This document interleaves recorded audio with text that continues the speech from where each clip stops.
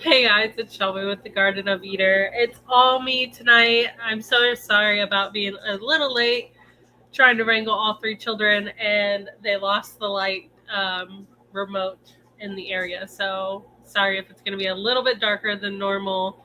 I hope everyone's doing well tonight. Welcome in Aqua Hype and Jeff Kane and Toop Dog. And Dave, how are you doing? Said only if Shelby's sitting next to him does Grant start on time, but if he's by himself, he's always late. I don't want to say always, but most of the time, it's both of us struggling, honestly. Like, I usually will be laying in bed because on Mondays is usually shipping days. So we'll get all the packages ready and ready to go. And out by 5, and then after that's trying to figure out dinner, and then after dinner we're just like trying to relax, and then we're looking at the time and like, oh no, it's almost time, and we have to bring our laptop back out of the bedroom out to the living room, hook it all up, and sometimes it just doesn't happen in time, and we're usually rushing around.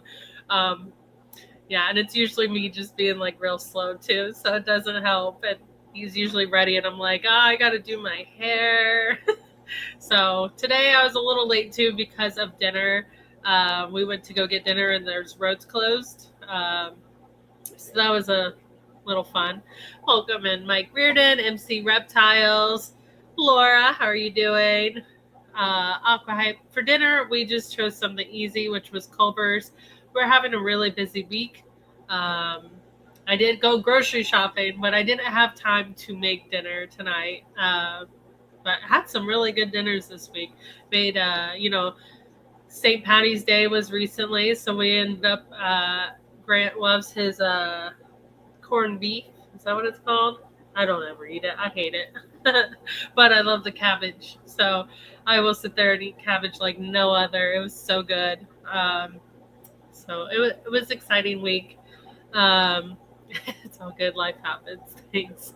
We try to be better. Like, we used to be so on point with it. We never were late, and then it's just like slacking off. Hopefully we'll get back to it. I've been sick all this week, so it has been a miserable. I don't know if it's the flu or if it was COVID. I couldn't taste anything, but I get that when I get real stuffed up and like can't smell anything. It's like hard to taste anything anyways. So it's been really rough. I couldn't even talk a couple days ago. So sorry if I start making weird noises during the live stream too. But I am glad I'm on the brink of getting better. Right now it's like all in the head and just exhausted from it. But like Grant's had to really pick up some of my slack this week because I was really I couldn't get out of bed. So just tired. It kind of happens when I go to things like Aquashella. There's bound to be, out of 7,000 people, there's bound to be one person that comes up and, has been sick and doesn't realize they're contagious still. So welcome in, Jesse. How are you doing? I love seeing the pictures of the baby. I can't wait to send your stuff out. I was holding off for why I'm sick or Layla's sick. I just don't want to chance sending you something. I don't know how long it lasts or what goes on, but I'd rather be safe than sorry. Dave, thank you so much. I was supposed to have them before Aquashella, but they took a little bit longer. I think it's because the frames and the bottom and how they sit, but thank you. It's kind of like a mashup of my old ones. Like if you see original videos, I have really thin ones, and then my last one were the same shape but a tortoise shell. So I thought it was so funny that they're the in-between glasses. I was like, oh, it works out. Laura, thank you so much. The rimless frames are nice. Thank you. I really appreciate that. I was trying to find something. I can't. I had contacts in for Aquashella. And funniest thing happened. They were. It's miserable because they're thicker. If you have astigmatism, the contacts you wear, if it's not too bad, they try to correct it. So they're like a thicker contact. So I had those in, and I was wearing them all weekend. I don't usually carry around the case or solution with me. It usually doesn't bother me all day. I just take them out at night, and it's not a problem.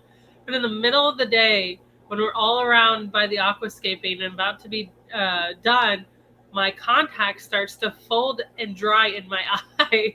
And so I'm helping customers, then going through the aquascaping contest, and then talking, like there was like a whole meeting. And at that point, I couldn't stop blinking, and it just came out, and I had to put it back in right there, and it was freaking people out so much. And I was just fixing my contact in front of them. I thought it's ridiculous. But a little bit of update of what we've been doing. Oh man, Grant's been busy. We have a couple videos. We have several videos that I need to put together. I have one together. It's actually Aquashella's shrimp contest and the guppy contest. I merged those two together, so you'll be able to see all the shrimp contest entries and all the guppy contest entries. Cute little, it's only like a 15-minute long video. I just have to finish putting like who won in which category, which I had to reach out to one of our club members, Brian, to let me know which ones won in the guppy contest. So that should be coming out. I am busy for this week. I wanted to get this out before that. If I can crunch it in tonight, I will try, because Grant's still in Orlando, so maybe I will crunch in some of that. My head is just pounding, so I'm not sure. But it will be done by this weekend, so at least Saturday or Sunday it will be out. Music, salt shows, everything is just graphics of people who won and their names of the people who entered the shrimp and guppies. They're pretty interesting to see. I'm hoping it'll get so different to see like the ones from Orlando to Dallas and so forth. We want to do beta contests in different areas. There's going to be a goldfish contest in, I think, New Jersey. But Laura said a contact flip out is literally the worst yet. It was awful. It was not fun at all. And like I didn't want to touch it because I'm touching everything else, and like having to touch something and put it back in your eye is crazy. But between that video, Grant also did 2 new tanks, and Layla helped him out with that since I was under the weather and not moving. So she helped him out. I'm excited for those videos. Our Aqua L tank that we had previously, that was a really nice aquascape, we have treated, and we are going to finish up wrapping that video up. I also have the Aqua L tank in the garage. It is a 90p. It's a very big one. If you see my shorts about it, I have a treescape in it. That one will be updated, and then I'm adding a hydroponic system from Aqua L that goes to it. So very excited for that, and also another fun little part of the aquascape. So all that is to come out soon. There's a couple other videos we've done too. Man, there's definitely a few videos that I have to piece together. If you guys are wondering or want different videos, you could always mention it. I do have tours as well. I have done a tour of Brett's fish room. So that will come out eventually when I get the time. And then I've also done a tour room of Badfish. It's a pet store in Florida. And it's a cute little tour. It's not like a big to-do. It's a cute little store. I think they really hone on what they do. It's really special little store. And I think they really, because they're so hobby-centered, it's really nice to see. But that's been on the back burner. I have another video that I did of touring someone's dream aquascaping room, and I deleted it. My heart hurts that I spent, probably like 6 hours on that video, pieced it all together. All I was waiting for was the exact identifications of the plants so that people could see if like they saw a plant and they liked it. But when you run out of room on a computer and you're working on different projects, you just start deleting stuff. So lesson learned the hard way, but maybe I can go visit the room and redo the video. Hype says, I know you go to a lot of shows. What show would you say is best suited for kids to learn? Learning wise is usually more of the specialty shows, kind of like the ALA, ACA, AKA. We preferred, which is funny because we're not real big cichlid people. We do like cichlids, we just don't keep them as much. And the ACA was one of our favorite shows with the kids because they had more kids-centered shows where they had like a kid talk where it was just for kids. It wasn't for adults. It was just like to teach the children. They had like kid games. They had a kid aquascaping contest. Excuse me. And I'm trying to think. I know there's one in June, which is I think the Bluegrass Bash or something. That's going to be like the combined of the shows again. Kind of like the Triple Crown, but not the Triple Crown. And that one would be worth it. But other than that, Aquashell is usually one of the bigger ones, but there's not much learning. I think the shows aren't. It's too big to have something quiet and learn. I hope in the future I could talk George into doing certain things. Like you have Dustin's fish tanks that does like the aquascaping, but I think like workshops would be better for things like that. Like an aquascaping workshop, a Wabikusa workshop, just even a plant workshop. The nitrogen cycle workshop, just like learning on how the cycle works. Like that would be so cool. But thank you, Jeff Kane. Bluegrass Bash. Okay. I just saw a post about it the other day and I was like, oh, that's what it's called. It's a great name. It really is. I don't even know where Kentucky. It's going to be in Kentucky. That's where it is. So, right? Yeah. Louisville, Kentucky, I think so.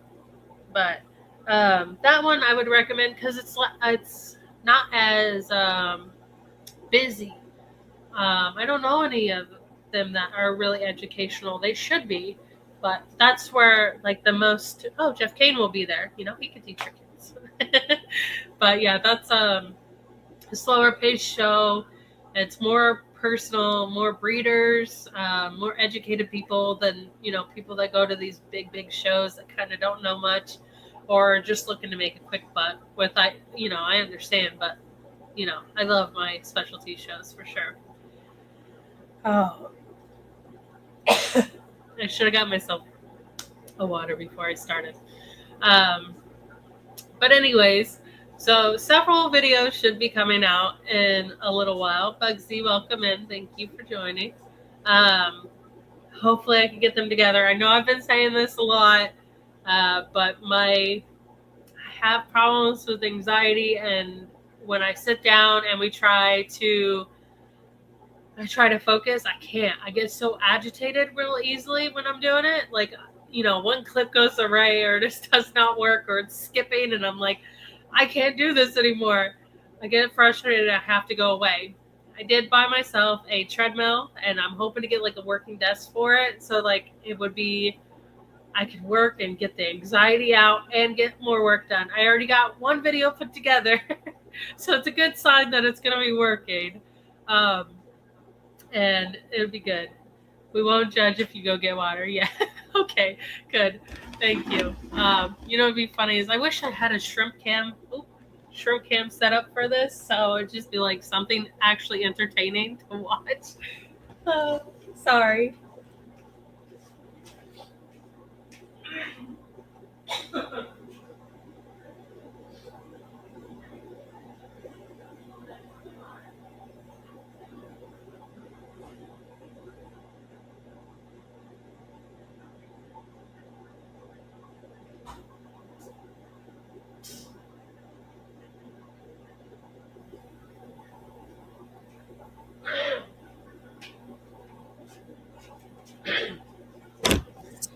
Yeah, much better. Hopefully, won't be coughing every 2 seconds.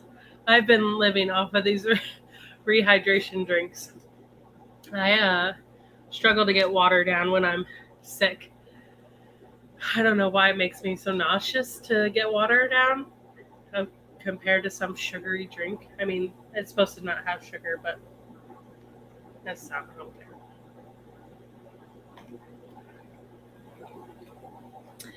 All right. Sorry. besides the videos, we have been working on a bunch of aquascapes. As you must know, if you do follow us on social media, we do a lot for Fluval and like to work with Fluval, especially when it comes to some of these bigger shows like Global and Super Zoom. And absolutely love it. And it's like one of the best parts of our job, honestly. Sorry. Global is really cool. Get a lot of people in the industry that you get to meet that are kind of doing, you know, those collars you see, like everything that you see at Petco, Pet Supermarket, PetSmart. It is so crazy to see it at Global and just know that this is where it's coming from. And then there's a lot of talks about, you know, Sandy goes there and she talks about, you know, different laws and different fish and being able to keep fish and still have some of the fish in the hobby. And so Global all around is just really cool. Usually we just go to walk around, check out the new things. Like they have a showcase every year that shows you everything that's new. They have it for like every show. Like groomers have it. What is it?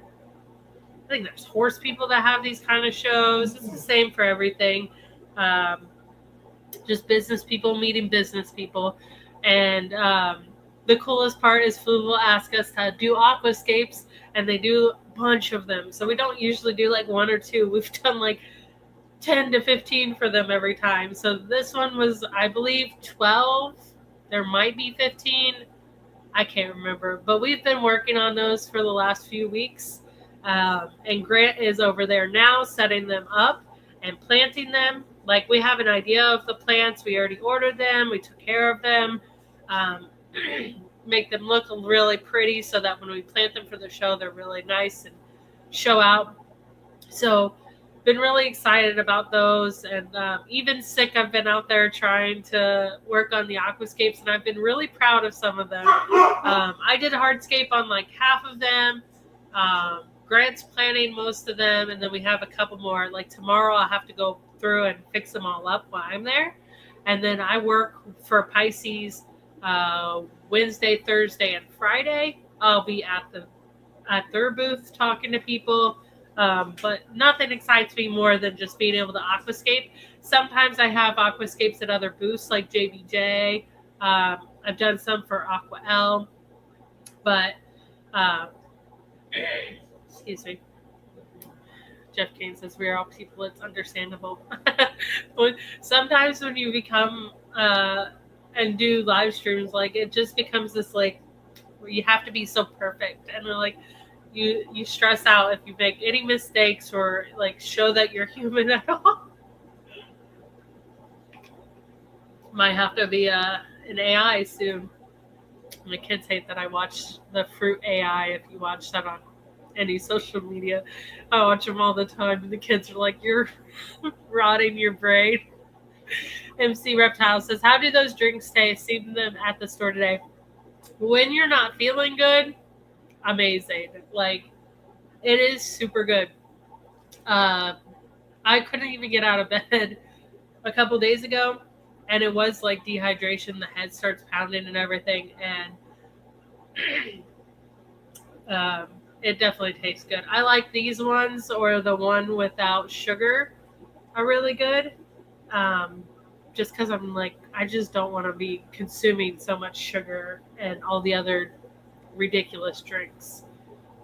Welcome in, Asia. Hope you're doing well. Hope to get to see you in Dallas. Are you gonna be there? I think that's in May. Garcia, how are you doing? Hope you're doing well. It was nice to see you over the weekend. Are you going to grow any new carnivorous plants this spring? I really hope so. My bog is still doing good. If anyone's ever watched that video, I do have the bog still going. I had a lot of weeds grow in it, and then I just haven't had the chance to like set up a camera and film me weeding it out. I accidentally pulled up a couple of my plants because I thought they were weeds. But I probably will replant some carnivorous plants in there. I usually get them from the Keystone Clash, but I didn't buy any this year. I haven't bought anything from like any show. So if I happen to run into more carnivorous plants, I will definitely be doing some more. The bog works absolutely phenomenal, but too well that the weeds take over if there's different. It was like grass that had come with the plant that I had gotten, and I was a little upset about that. But you just got to stay on top of it, and I get a little too busy sometimes. Oh, still thinking about going to Dallas. Well, it'd be nice to see you there. Dallas is a really good show. I think it's really busy. And there's some really good places to eat. I am struggling. I'm so sorry. I think this is the most I've talked to. Uh, most I've talked in the week. I really haven't really talked at all. And so excuse me. But Dallas has like the best food. I mean, we get the best tacos in Dallas. We get milk and cream, which is really good ice cream, and then Grant gets his Jenny's from across the street. Not my cup of tea, but if you like unique ice cream flavors, it's definitely the place to go. Asia said, yes, I'll see you in Dallas. Yay! I plan to go to Kentucky for at least one day. Awesome. Yeah, that one I'm really excited for. Aquashella is always fun and exciting, but it's a little too much work for me. So like I'm really like out of it, and I'm like trained for like a good week, or sick like this. So I definitely am drained, and then it takes me another week to recoup.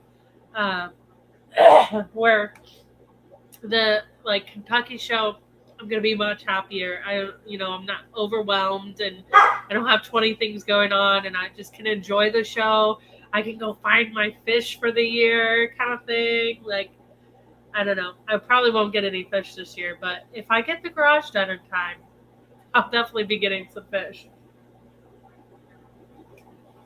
And Grant's in the chat. Something to watch while I fill up tanks. I hope you're filling up the big one. Hope you're doing good. He's been there all day. He got up super early. We were up super late too, so he's been up all day working, and those tanks are heavy, and you got to transport them through. It's crazy. Madhouse at Global when they're setting up too. I mean, these booths, some of them are like double deckers. They got like whole offices they build inside a building. It's crazy. Nope, the 20-gallon at the Phillips booth. Oh, which one's going on the Phillips booth? I'm so excited to see it. I'll see you tomorrow. But yeah, I'm hopefully everything's going good there. Hungry, and he, unfortunately, he's got to stop at Portillo's on the way home. Yeah, Portillo's is like one of our favorite things, but it's all the way in Orlando, so it's like we never go to it. But when we make our Orlando trips, it's definitely something we stop for. The one with the valve down the back that you left room for. Oh, that one's the coolest one, and they sent it over the. Oh man, I hope they really enjoy it over there at that booth. Then I can't wait to see that one filled up. I did a riverscape. Oh, I'm struggling. It's a big yellow river stones that Fluval makes in their aquascaping kit. Which, if you're getting into aquascaping and it's your first time, absolutely buy these kits. I love them. They're so easy. They just come with everything that you need, and they're just like it's like a plug and play almost. So it really takes the stress out of it. Where sometimes I'm like questioning like 20 times, like what do I want to do? Like how am I going to do this? But like when it narrows it down to a box and it comes with like a base layer, a plant layer, and then a sand, and then your rocks, and then it comes with the accent rocks as well. So then you don't even have to smash rocks if you don't want to. So it's so easy to do.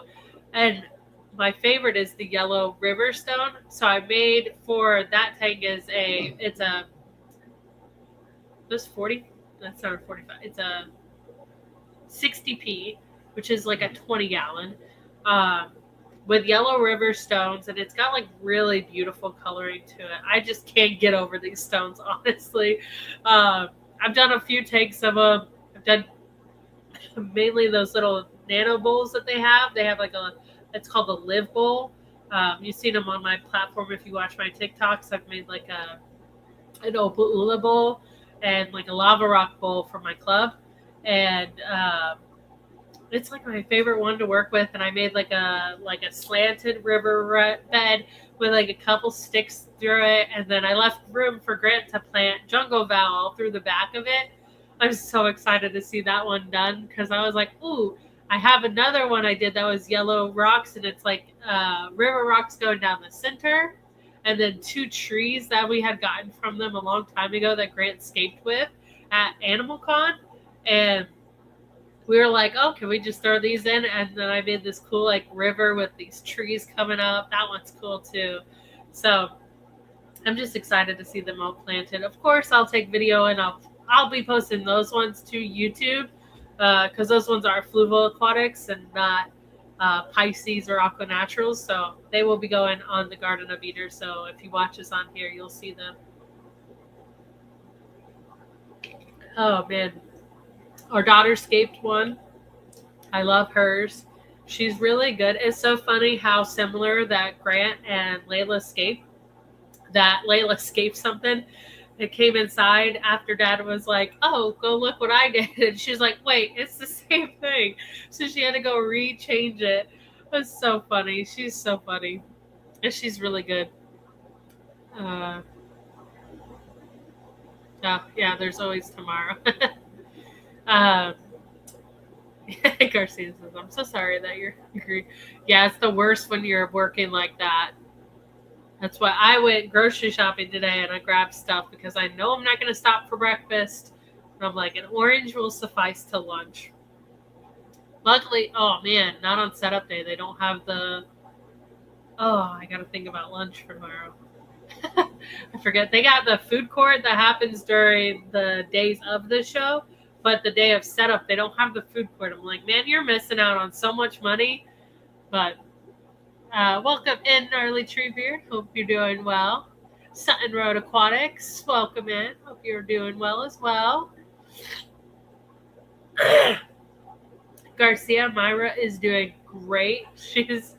She is a little ham. She's hilarious. She's a goofy one. You know it. She's so good. I actually got the funniest video that I haven't been able to post yet just because I keep forgetting. Oh, there's mine. I forgot I took a picture of it. That's my river. Look at those beautiful yellow stones. They have so much character to them. Don't mind my sunflower seeds in the background. I always have sunflower seeds on me. But there's a video of, excuse me, of Grant sawing a piece of wood during the aquascaping contest when Myra's just zonked out. It's so funny.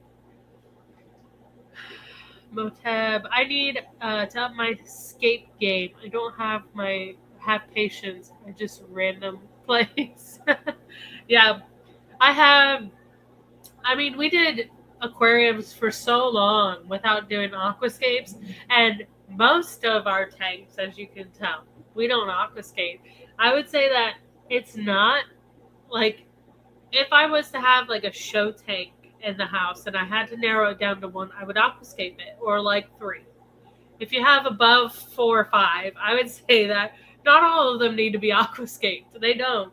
Plants are fine. You don't have to have like all these fancy to-dos or all this stuff, but I definitely like to have like at least one nice scape, or somewhat naturally scaped. You know, like our 55s aren't aquascaped, but they have wood placed in the tank. They have plants on the wood. We have plants in the substrate. But they're wild. They're crazy. Like, I don't care. I don't need it to be perfect. I don't need to be like, aquascaped. I just like the natural look, and as long as you have natural plants in the tank, but I do enjoy making them. I do like making the scapes. Like, I wish I could do it more for people, and I've had a lot more people reach out to us this year. Some people don't realize how expensive it is to get it aquascaped because of how long it kind of takes and then how expensive the resources are. Which, maybe I don't actually know the prices of those fluval kits. If that would like help with the cost, but I enjoy doing it. I would love to see like my artwork in other people's houses too. I am going to be doing a beta tank for a friend of mine, and because we already take care of their grandmother's tank at their house, and she was asking for a beta. So it conveniently, Fluval that we help with has an extra beta tank, and I'm going to aquascape that for her and get her a beta this weekend as a gift because she's really been wanting one. She had one when she was real young, and she hasn't had one in a long time. So I'm very excited to be able to do that for her. Hey, Shelby, do you think my aquascaping is better? I do think it was tremendously better. I absolutely loved your tank. You guys only had a day to do it, and you did a great job filling that tank, and the direction of the wood was really cool. I think I only have videos. I didn't take pictures. I was trying to see if I took a picture of your tank so I could show everyone. But, nope. I don't even know if the video's there anymore. I delete things too fast. But mega set is $149. See, that's not that bad. There's so much rock that comes in there and so much substrate that's not that bad. Like, that's because the mega set is a huge box and it can work for like a 60-gallon almost. And if you have like a nice piece of wood, that would be the only thing that would, be a little bit better. Or is that any plastic plants in any of your hundreds of tanks? No. Not that I'm saying I'm against plastic plants. I do think that in certain setups, plastic plants aren't the worst. But I would definitely advise against them.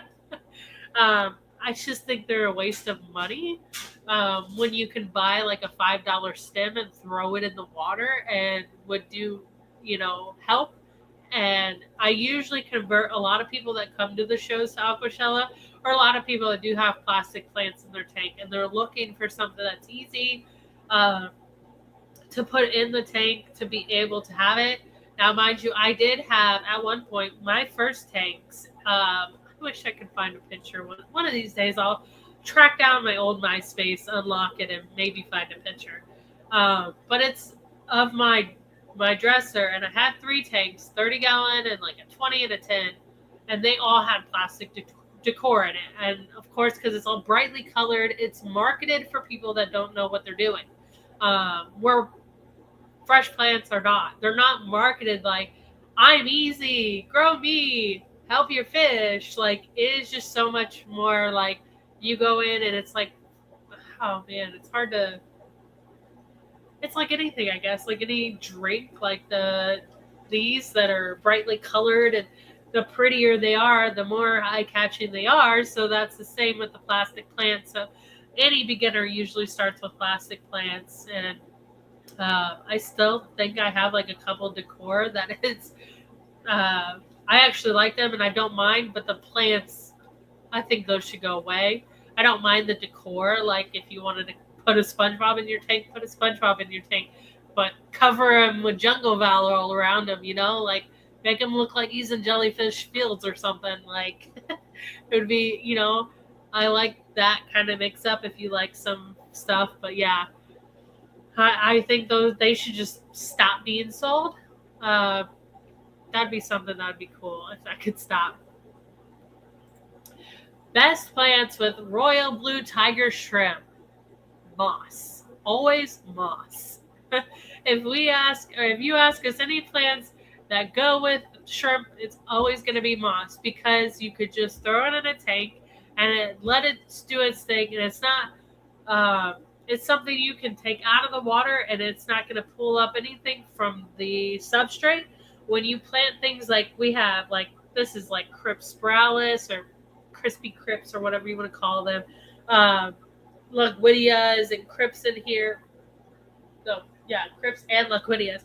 Now, if I wanted to go pull that all up, I could cause a bacterial infection in our shrimp, and it's just not going to be good. You're just going to lose a lot of shrimp, and it'll be like one after another that will be lost, and it's not really worth it to have like a planted tank like that. There's people that do it, and you can trim, you could do it. It's just if you were to uproot any of the plants, that's when it becomes an issue. Keeping like Malaysian trumpet snails in the tank could help that and prevent that in the long run, but not always.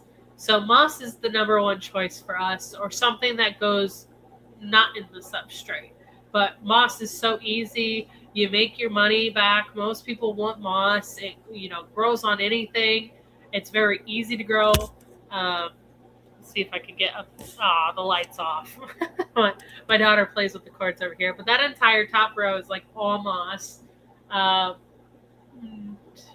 would say like 70% of our tanks in the house are moss, and they are good for baby protection. They don't typically die. Usually outproduces anything. So like algae, it's usually much faster producing when you start the tank. So just so many benefits to moss that I just won't shut up about it. But I do like Boost and Anubis. Those are also good plants. But welcome in, cinnamon girl. Struggling.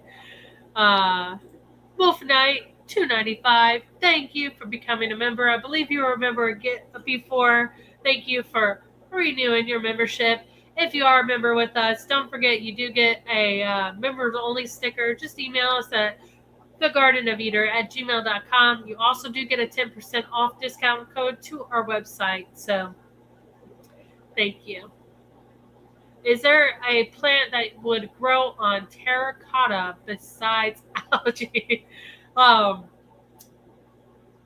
So you could do I'm going to sound like a broken record. Moss, mini Palilia moss actually is like I don't know if it's considered a liverwort. Grant usually corrects me on that. But it's more of like it grips. It's real weird. It's very slow growing. It's really pretty, but it will creep on it. Other than that, you could do, I don't know if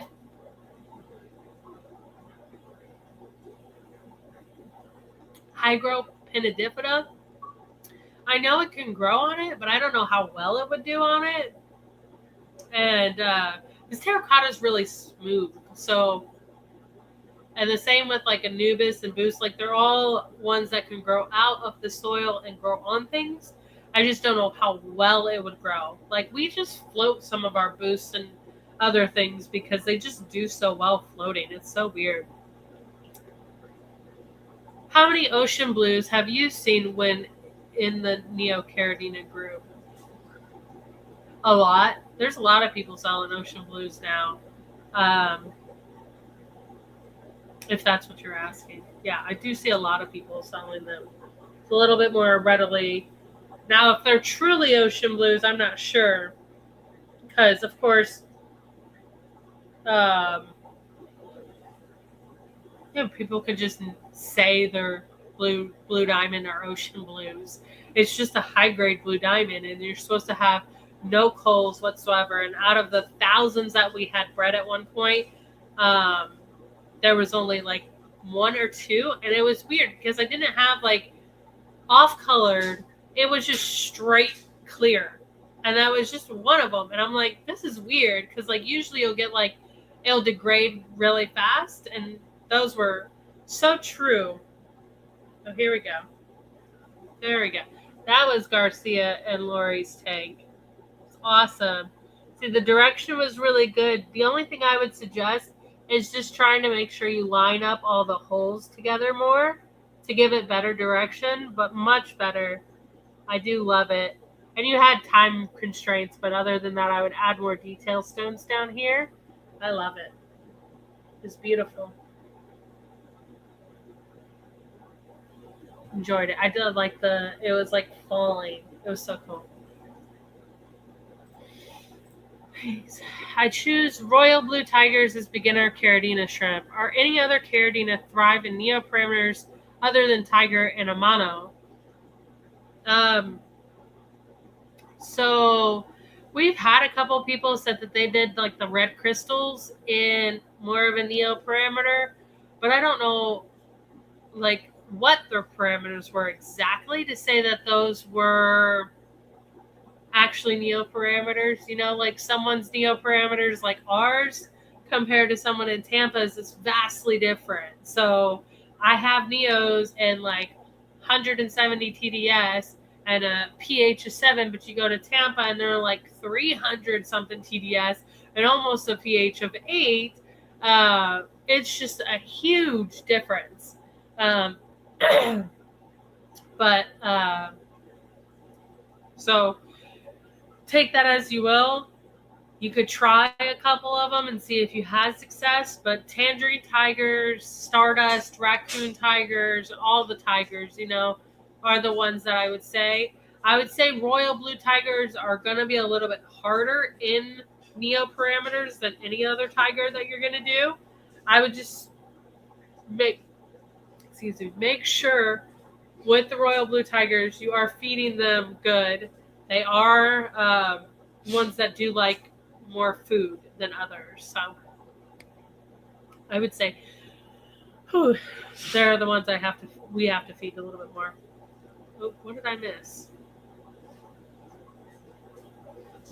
Oh, I'm sorry for the shrimp contest. I'm so sorry, Tube Dog. Not the brightest. So usually, actually, Jesse, I believe, there's only been 2 people that have been entering Ocean Blues, which Jesse has entered, and Mike Esposito, which Mike Esposito is one of the first people that had Ocean Blues, which came from Eric, which is by Pet Shrimp. And he got them breeding. He has like some of the biggest Ocean Blues I've ever seen. It's crazy.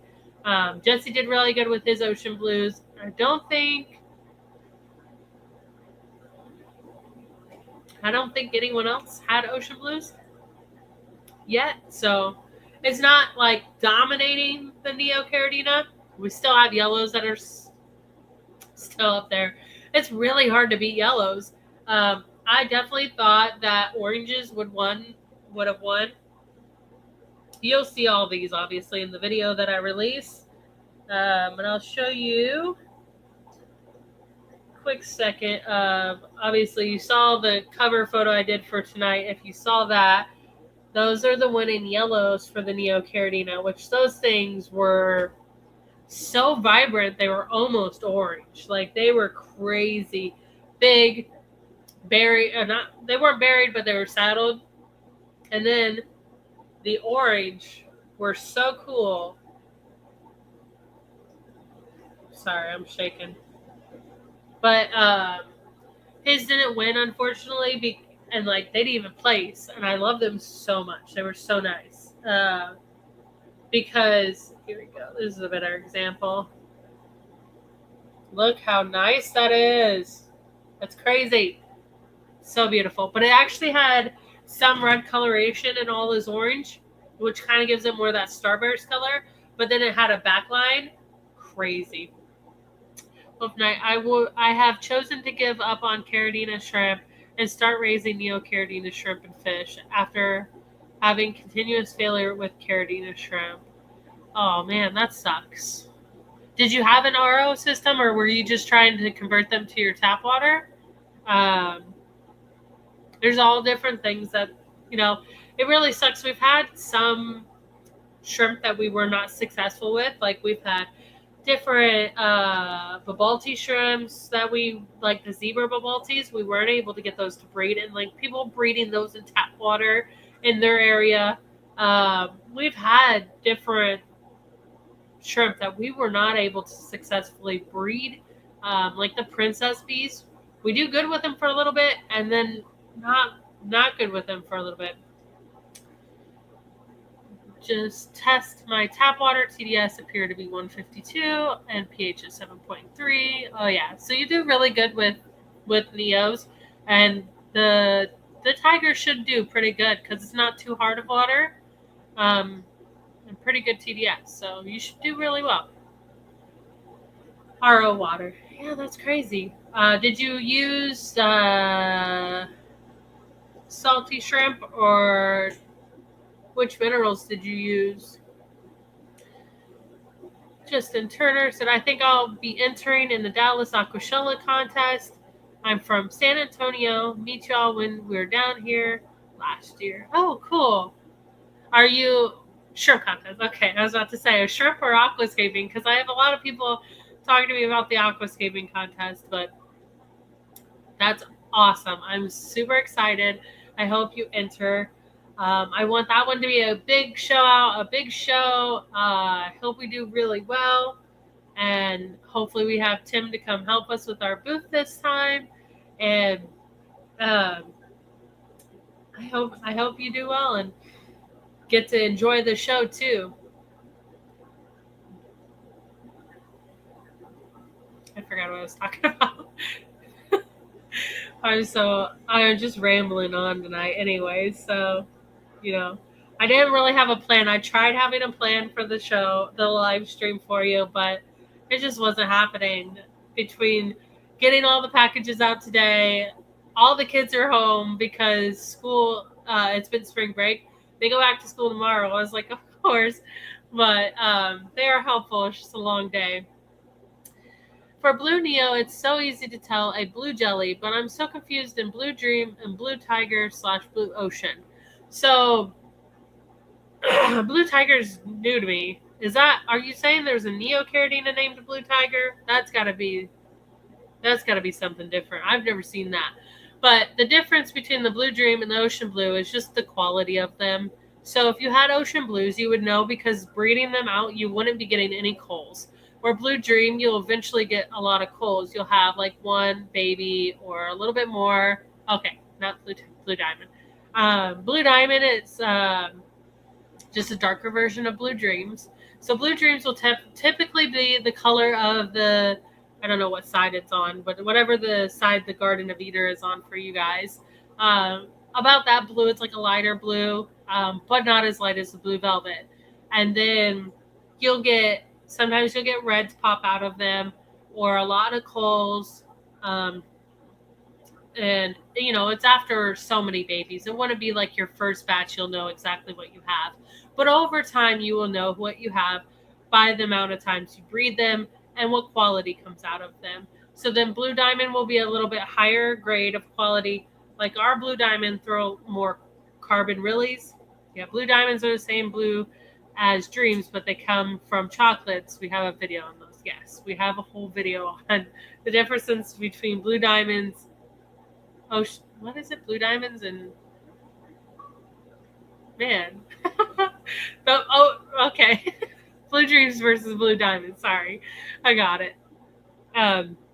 Yes, high grade Blue Diamonds. Yes, and they're nice. But that's the only way you'll know that they're different is because of the offsprings that you have. It's the same when you get pure red lines and red crystals. If you were sold pure red lines and you start to breed them out and you're getting different babies than actual red crystal shrimp, then you didn't get pure red lines. Pure red lines will only throw the crystals, but you only know that if you breed them out for so long. And we've had a couple people that we had a tank of that going for a little bit, and we don't sell them until we know. But yeah, it's fun, genetics.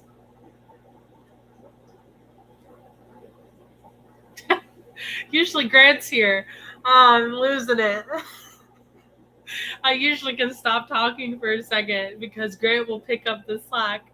That is so funny that I just stopped talking and just zoned out for a second. I apologize. Which Neos don't produce culls? Yellows are probably the highest on my list for less culls, but all Neos typically do throw somewhat of culls. The Ocean Blues, like I said, are one of the higher grades that we had like no culls whatsoever. But we end up out of like 1,000+ babies, mind you, we're breeding them in mass production. We got like 1 to 2 of them. So that's a huge. Oh yeah, and snowballs. As long as you don't mix them with anything, snowballs will 100% never have anything else. They're really cool too, um, but people aren't as interested in a clearish whitish shrimp. I think they're cool.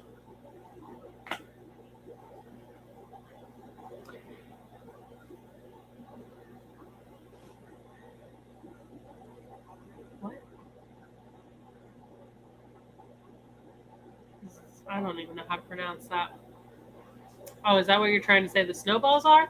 So there's been like there's been a lot of things about the snowballs that have been really confusing to me for many years because people say that they're not davy-eyed. Um, but if you mix them, they breed together and they do mix and create wilds.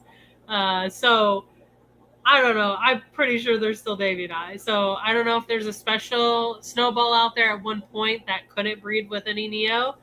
Um, Laura said, "You can leave some silence. You got this." Thank you.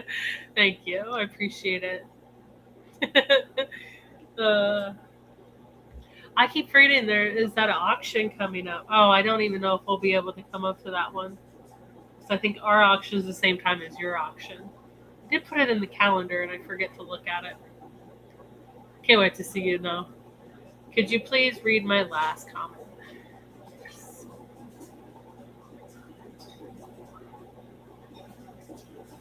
Oh, no, an off-brand liquid GH solution from Philip Aquatics. Please do not give up on Caridina then. I would 100% say that you need to switch to different minerals. I would never use a pre-mixed mineral. We have not personally tried. I know what you're saying now. I don't use pre-mixed. We only use salty shrimp. We've had so much success with it that we would never use any pre-mix because it didn't seem like they were true to what they needed to be. So I would say if you ever want to try again, please try the salty shrimp mineral. It is worth it. You just mix it up to the correct CDS, and I guarantee you that you'll have success. If you have RO water, you'll have success with minerals. And there's another mineral. Grant might be in the comments to let you know the other mineral that you could do. We've just always had success with salty shrimp, so we just stick with that. But always mix your minerals. Never pre-buy it. It's like someone selling you water. It's just not worth it. I think you'll get much more value out of mixing your own. And all you would need is a simple pump to put into, if you want to do a bucket, we do trash cans. It's easier for us to mix it in a trash can. We leave the pump running. It circulates that water, gets it warming up a little bit and dissolves it. So I think you'd do much better if you switch to that. I hate to hear that happens, unfortunately.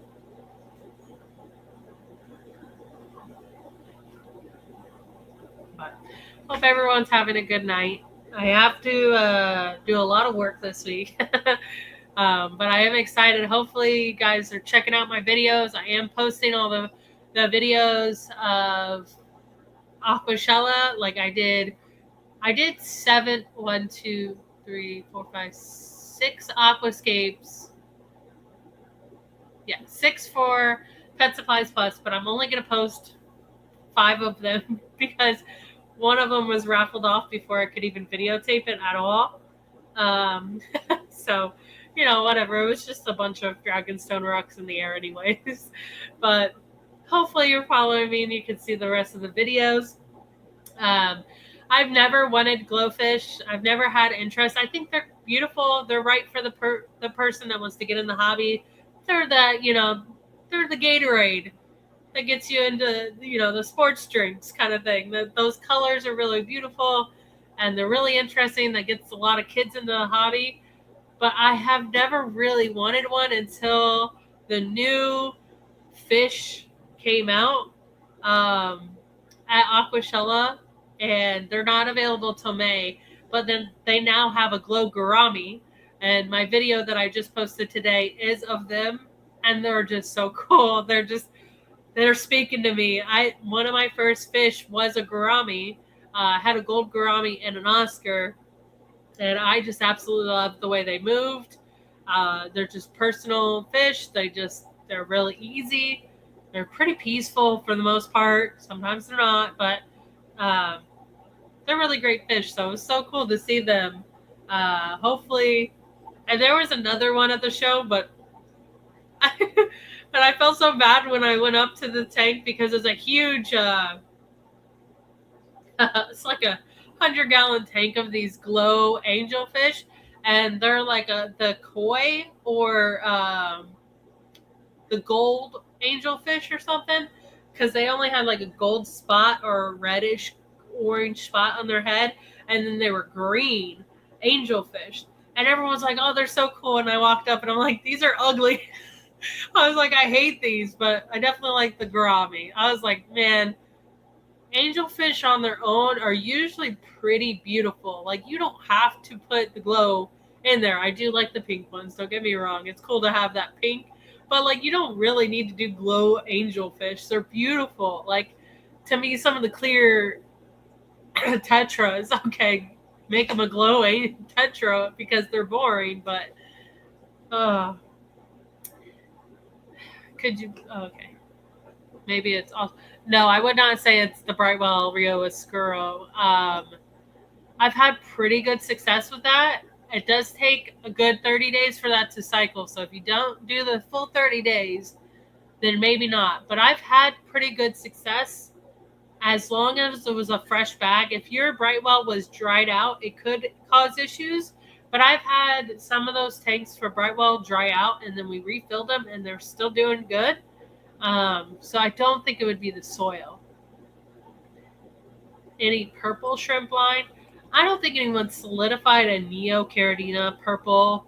I've had some oddballs out here and there that kind of look purple. Like some of our reds will start to turn purple in their older age, but I have never seen anyone actually solidify a purple line. It'd be awesome. The only purple that I see is the purple metallics, which are pretty cool, but in Caridinas. Oh.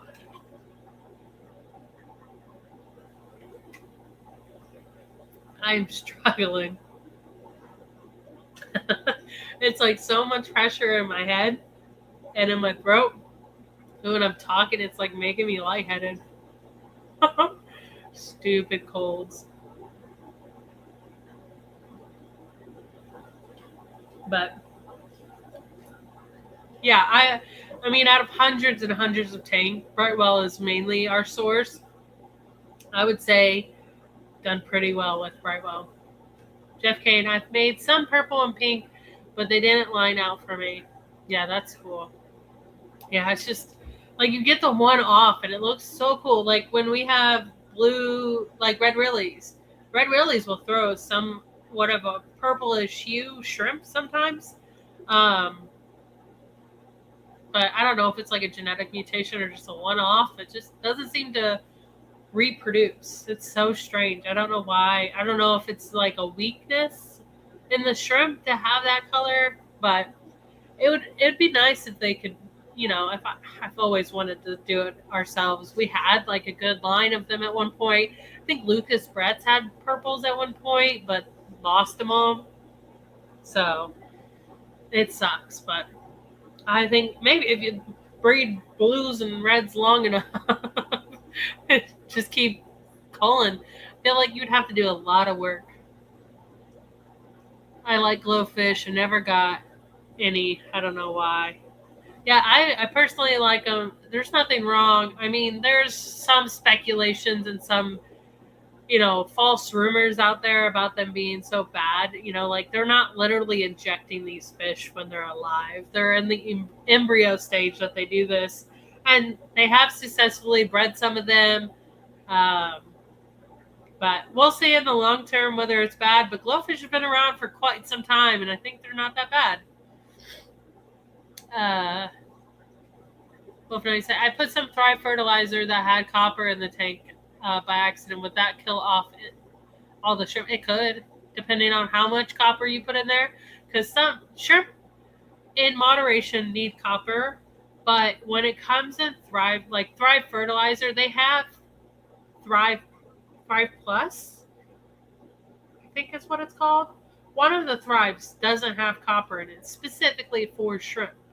Um, but I believe the Thrive fertilizer with the copper in it is too high of a dose that it does kill the shrimp off. So that could have happened as well.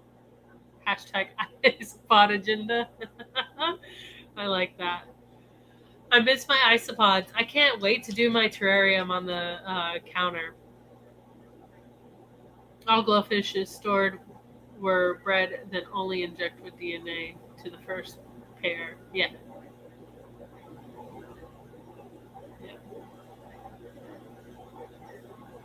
And that's so I was even researching that a few days ago, talking about it because a lot of people are like so iffy about it. Anytime I post glowfish, people get mad.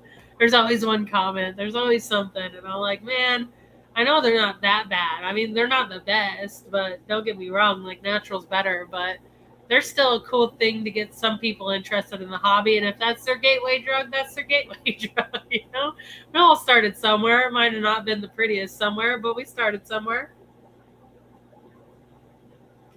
But they were talking about how the first glowfish that were ever like had breeding issues, but now they have no issues at all. I bought 50 crystal reds and every single one of them died on me. Oh man. Always start small. That's the worst. That had to hurt. Always start small when you are starting off, especially in like a freshly new tank. Because sometimes, especially if it's only even been cycled for 30 days, there might not be enough biofilm or something for them to snack on in the tank, and it's not matured enough. When you look at a lot of our tanks, the sides of them are green, and we keep that on purpose. Excuse me. It really does help out in the long run to have a mature tank for shrimp. They just have much more success with babies. Babies don't typically move too much when they're first born, so wherever they are, they really need that biofilm. So that's why like you have the moss in the tank or like a piece of wood really helps out mature that tank a little bit faster. But putting 50 could have been overload, and then doing the copper on top, it was just too much going on to really narrow it down. But I would say it was the minerals and then the fertilizer. Those two combinations were just setting you up for failure. I would say that you would want to do the salty shrimp. We do have a video on like how to set up a simple Caridina tank, and it's very old, a little cringy to watch, but I think it'd be worth your time. And we're always available to comment or message to us. I would love to see you have success with Caridina. Keep one tank open for them, and let's try it out again and see if we could get you breeding some. And I think you'll have a lot more success if you were to mix your minerals, mature the tank a little bit. Don't need the fertilizer. Just put a clump of moss in there. The moss will grow under LED lights. Never an issue. Yeah, shrimp never buried up. Yeah, they were probably stressed. Either the minerals were not mixing to the right TDS or getting the minerals that they needed to even feel comfortable, let alone the copper could have been causing them issues, fertility issues, and death. So, Jeff Kane, Glow Neos. At one point, we had been talking to someone who wanted to do those. So I know that they're in the works. I know that they're coming out with those. Just a matter of when. Because, like, obviously, they're going to have to do snowballs. Like, maybe yellows could do it. But, like, I just don't know how they're going to recreate it, if they're going to use wilds. I know that there's been some talk about it. Because we've had someone contact us about that. It's been a while now, so I don't know if Grant ever talked to that person again or not. Oh. I tried the Bacter AE on banana leaves in a separate container, then putting the leaves in the tanks a few days later, but I don't think it worked. When we set up a tank, we do use Bacter AE. Like I use that to help cycle it. As a normal regimen, like it tells you to do, and like a weekly thing, absolutely not. Um, Banana leaves, not so much. I actually had um, my raccoon tank in my bedroom was a fail. I set it up like we set up all other tanks, but I decided I wanted to put leaves in it. It did not work. It did really bad. It actually caused a lot more issues than good. And my shrimp never bred. I mean, there's a couple of them alive in there, but they just kind of slowly died out. Um, so I'm not one big for leaves either. And I've always been the one that pushes botanicals, and Grant's like, nah, it's not worth the mulm or the issues. Um, so it really depends on what you were doing with. But say you do Neocaridina, the leaves in general, tannins in general, help lower pH. Shrimp, Neocaridina, don't want that.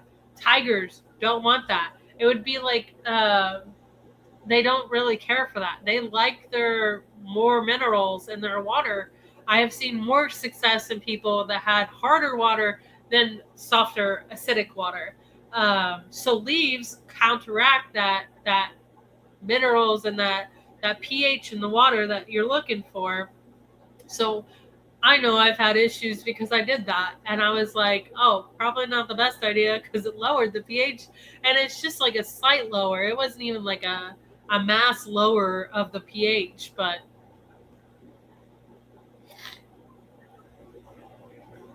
I made a mistake. I put two 1-inch electric blue Acaras in my 40-gallon where I had my Bloody Mary colony. Oh, a month. I'm surprised I didn't eat them in a day.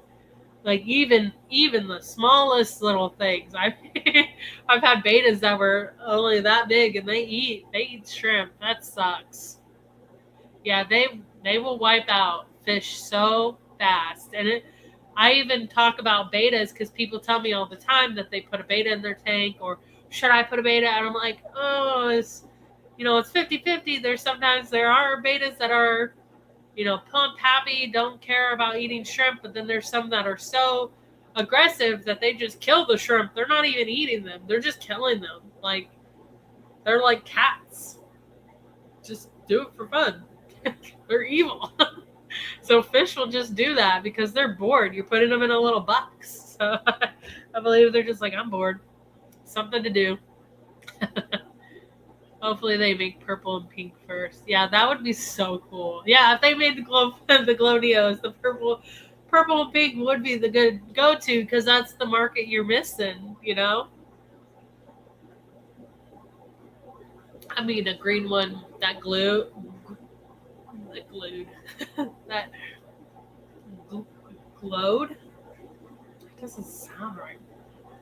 It doesn't sound right. I don't know why that doesn't sound right, but that would be cool because it would glow instead of the darker greens, which are still hard to keep.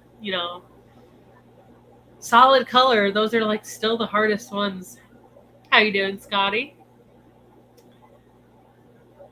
I have ridiculously hard water and use oak leaf litter. My neos are breeding like crazy. Yeah. See, if it's too hard, you could. When you say mature tank, like 4 or 6 months. Yeah, around there. I would say a month is good to put the shrimp in, but you'll still need to feed them. But I would say it wouldn't be mature. I don't see breeding out of them until it's like 5 to 6 months in that I see more breeding. Now, sometimes those shrimp are really active and really healthy. There could be a difference and they could be breeding faster. But I would say around the 5 to 6 months is when I see actual breeding happening. I mean, we're a year. Oh man, it's almost around a year and a half now of my rack being set up, and my panda tank just had babies not that long ago, and it took them a good solid year to mature and like get comfortable and breed in that tank, which is so strange to me that it took them that long. Like the plants were growing good, there's wood in the tank, it's enough for them. Like there's plenty of biofilm, but they took a little bit longer. So I would say sometimes you just have to have patience on it. It's not always going to be like a fast breeding like you would Neos. Um, some carotene to take longer. Like red crystals, I could throw in, and they usually breed a lot faster. They're used to the differences, but when you start getting into the Taiwan bees, they seem to be a little bit more finicky, a little bit more on par with that, and take a little bit longer to get comfortable to breed.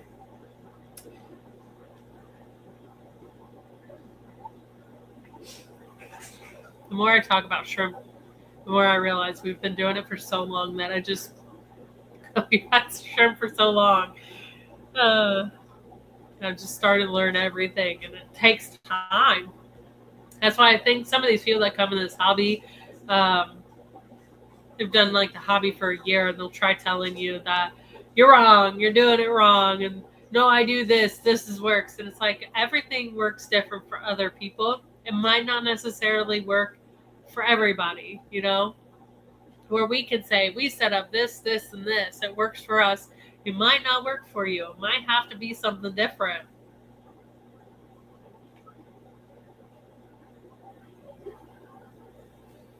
I would say you just need patience, for sure.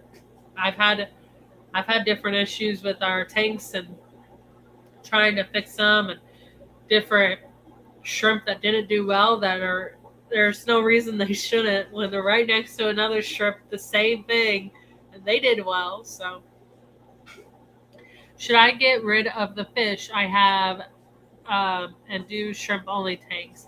I think you should do a mix of both. I love fish and shrimp. I usually would dedicate, you don't need to have so many shrimp tanks. You could dedicate just a couple shrimp tanks to something that you do enjoy and then have your fish enjoy them too. I wouldn't get rid of everything and just do one thing. It's always good to have a little bit in every. It's kind of like a raffle. It's better to have one in each container than to have them all in one and not win at all, and not have any success. It's the same with why we have so many different tanks, because I might have 10 tangerine tiger tanks, but one might crash and the other one might actually breed. So it's, do what you enjoy and what you find more joy in. We like the shrimp. We enjoy the shrimp. It's a little bit easier for us. It's not as stressful, where I love my fish. They're everything to me, but they're a little bit more stressful, especially when I'm going on a trip. I got to make sure I do the brine shrimp. I got to make sure I feed them heavily and pack them, gut load them before I leave, or, before work and things like that. So shrimp are just a little bit easier and not as stressful when you forget to feed them. When I started, I did a bunch of research and still made mistakes. Yeah, it's gonna happen. I think with everything, and you can't beat yourself up too much, and you can't just give up on things because you make mistakes. If you learn from them, that's the best thing. You can make a mistake, but in making them multiple times, that's where it's like, all right, let's choose something else. And there's multiple different things in aquatics that you could do, that you could choose, that won't be a problem. Welcome in, Ozark. That's a funny name. Ozark Polecat.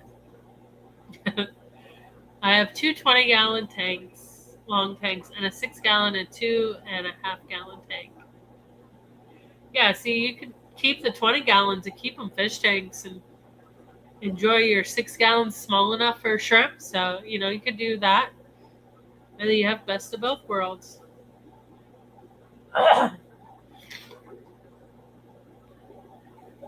That's what I would do if I had only a few tanks. I want everything. So it's so hard to choose sometimes. Especially when we go to these shows and I'm like, whoa, this thing's cool. wow, I want my Oscars back. But I don't have a tank big enough for my Oscars. What else? There's so many things that I find that I'm like, ooh, these are cool. I'd love to have my angelfish back, but too much work. But got my gadeids and got my shrimps. I love my plecos. Plecos are always a good thing to do. It's the good thing to do with fish, because then you have a couple. The best thing has been those dwarf orange crayfish. We had them a long time ago, and then didn't have them for a long time, and now have them back, and I'm so excited about them. I was catching shrimp out of that tank today, and I was like, "Oh, you guys are so cute! I missed you guys so much." It's all the whole glass is just algae on both sides. It's just green. It's not like there's not bad algae. It's just the glass is green, and so you can't see them until you're like right up against the glass. But they're really cute. It was like crawling all over the tank. I miss crayfish. They just don't sell very well, and we had multiple tanks of them, and we literally couldn't give them away at a certain point. We had so much electric blue crayfish. We had the white alien eyes. We even had like the tricolor. We had someone that is really awesome. Her name's Lily. She's in the hobby, and she had pink crayfish, pink ones, and was begging people to buy them. Like, I mean, they're rare, and I was like, I want them, but like, I don't have the time, and I don't want to kill them. Someone that ended up getting them actually has bred them. I think I saw that on online the other day. For Caridina, should I use salty BGH or KH and GH? GH only. They don't. Let me make sure I'm saying this right. I do this all the time. I can remember when I see the mineral itself. So give me 1 second.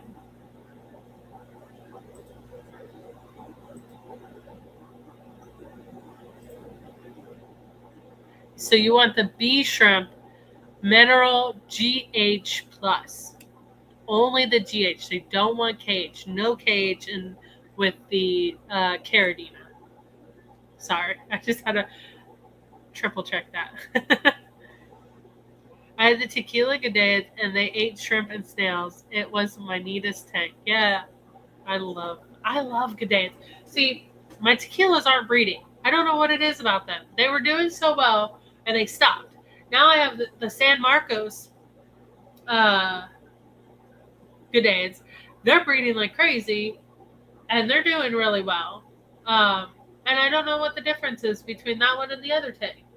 I don't know why. They're both 55s, and I was like, I had told Grant when we had tequilas before, and I had tequilas in a 10-gallon, breeding like no other.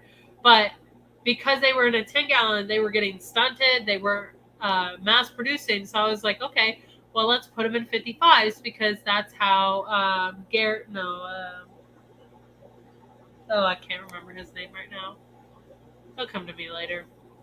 But his fish room, I did a tour of it. It really bothers me when I forget people's name and I can't remember it right away.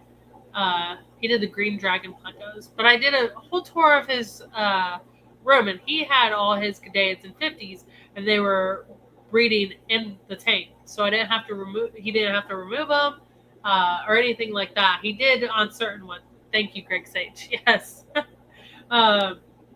So I was like, okay, well, Greg, you're going to have to sacrifice the 55s at home for me. I'm just going to put my fish in there. And the San Marcos are doing good, but the tequilas are just like, nah, I don't care. So I don't know what to do. But I haven't had ours eat shrimp or snails. That's crazy. They probably did eat the snails, because I don't see any more snails in the tank. So you're right. They probably did eat them. Did you have the gadeids at temperature? So he's talked to us about that too, because you can't get them too warm or they'll stop breeding. They've always been in the house. I don't think these ones. No, yeah, these were always in the house. I had brought back, and I put them in the garage, and they did stop breeding. They stopped producing because it got too warm, and that's something Greg Sage told us about. Is that they will go infertile when they get too warm. And I've seen some people breed them in warmer water, and it's weird that they can. I don't know how. Because all of mine stopped breeding altogether. They hated that warm water. But our house has always been at 70. I don't think they were in the 50 when we did have the power. We did have the power go out. Our AC unit stopped working one of the times we went to one of the shows, and we came back and the house was real, real hot. So I'm not sure if that could have caused it. Maybe. Thinking about it, that might have caused it. I'll probably just have to get some G'daeids from someone else. I also have one lonely G'daeid who won't grow, by the way. Tiny male. He's like this big. And I cannot pronounce it right. It's like the crocodile's G'daeid. It's got a beautiful like orange and reddish tail. And Ryan has some. And I've asked him like 10 times. I'm like, oh, you got a female I can buy off of you? Or do you want this male? He's lonely. And he's just chilling in the hallway tanks in a nice 20-gallon lawn, just waiting for his female mate one day. I'll have to ask him again. He gets so busy, and he's doing guinea pigs now. I almost bought a guinea pig, but I don't have no room for guinea pigs. Yesterday, I tore down my 20-gallon and added inert gravel for the Neocaridina. So if it's too late for that tank, it's too late. Yeah, but Neos are always great. What color are you going to go with? Shelby, also age. I think they breed best when they're young. Yeah, that's true. They don't seem too old. I feel like we got them pretty young because the ones I have are from Greg Sage. I got them again while we were at his house. I was like, okay, I'll try again because the first tank I ended up having them breeding in. They did really well, and what I would do is remove the female and put her in a different 10-gallon tank, and then they bred. I sold off some of those babies at one of the Aquashellas. Man, that's been like 2 years now. I was so excited because like the person was so stoked. They knew me for G'daeids, and they were like, oh, I really want G'daeids. So I brought them specifically a pair. What was it? Aquashella or yeah. Either that or Louisiana show. But I brought them theirs, and we ended up getting a really bad cyanobacteria in that tank from plants. And I also heard from Greg Sage that tequilas carry cyanobacteria to different tanks. So you could get that very easily from them. But that tank did not do well because of that. They ended up getting really sick from it, and I ended up having to get new stock from him. So, but you're right. They probably are too old. They don't look big. They're not. That's the weird thing. Like my fish are not big enough for it, and we're doing multiple water changes on them. Aeration's great. Filtration's great. Got plants in the tank. I don't know. Maybe they are too old. Maybe they just got stunted or something. I don't know. Maybe it's too soft of water. I don't know if he's doing RO water for those ones. I think he is. I think a lot of people do tap water for them. They were breeding really well in our tap water, but the San Marcos breed in the softer water. I don't know. I gotta write this all down so we can figure it out. Pumpkin orange. Yeah, that's a great color. I love orange. They are underrated for sure. I had like one show where a lot of people didn't want the orange, and I had a whole table full of orange at the end of Aquashella, and I'm like, clearly no one wants the orange. And other shows, they sell like the first things that sell out. But orange are really pretty. We've been working on a couple lines to try to get I've been trying to get more a couple different shrimp out of my orange. So I'm trying to get more greens out of my orange because that's where I get a lot of greens. Then I've been trying to get one that I want to make an orange shrimp with green stripes. That's the wilds. and like mix it and just try to solidify that. But that's just a crazy want of mine. That will probably never happen, but it'd be so cool to have a greenish or orangish shrimp with the green stripes from the wilds. Um, and then also the starburst ones where they have the reddish coloration that comes in them, which Daku Aquatics had in the contest, which are really neat. Greg used tap last I heard. Also, my tequilas did great in a 20 long, but I fed them very lightly. I had a lot of scuds in there. That's a good idea. So our hallway was supposed to be converted into 20 gallons for my Gudea project. And I did want to seed the tanks with isopods first. And then I have multiple isopods that I could just, re-up on those. But I just don't think that's going to happen because, like, my Tangerine Tiger and our Tang Tai tank is doing phenomenal. So it's just, like, so hard to get rid of those 40s and move it with 20s for fish and convince Grant to do that. We'll eventually get that done. But, like, the top of our list right now is still, like, a tour of the house, like an updated tour of all the tanks in the house. Because we've never done one since we've hit the 500 mark. And, like, my whole bedroom, I have that filmed too, but I actually have to sit down, refilm the room, and I wanted to fill it out more before I did a video. I have all aquarium co-op filters running in that room, and I love it. It's beautiful. It's been great. I have fluval lights that are really cool. It's like I'm proud of my room. I just don't get to show it off. It's not finished still. It's been 2 years now. Lucia, love my orange Neos. They are breeding like crazy for me now. Oh, good. Oh, that's beautiful. Are you going to enter the shrimp contest? You're going to be there, so it'd be a free ticket in to do the shrimp contest. I don't know how we're doing that. I think we're supposed to be changing it too to get better entries, but I don't know how that's going to work. What's the biggest Neo you've had? Any outlier giant Neos or anything like that? So the biggest one we've usually get is the yellows. The yellows have been like hands down the biggest we've ever produced. The ocean blues came pretty close. I have some crazy big ocean blues right now because we stopped selling the ocean blues outside. We're restarting with new genetics.